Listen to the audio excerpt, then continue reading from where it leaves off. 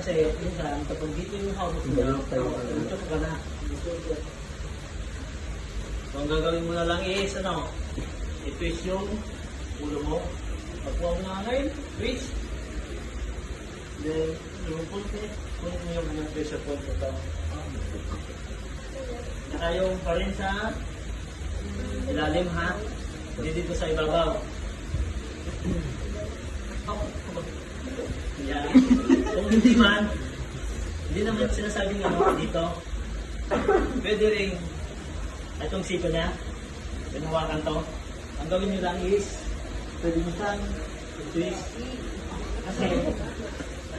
Kasi, so, nandiyan ang hawak niya, i-twist nyo lang. Ganyan ka lang na. Ayaw itugtok niyang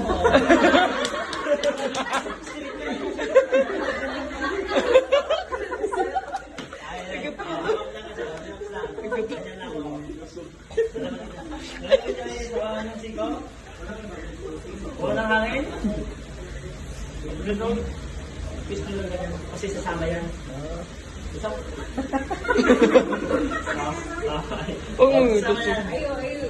Test nyo lang yung niya. Yung siko niya. Test nyo lang yan. Gagawin sa punta niyo sa harap. Masakit yun. Masakit yun. Okay, ganun pa rin. Okay, dito. Bigyan ng hangin. Ganun din. Okay.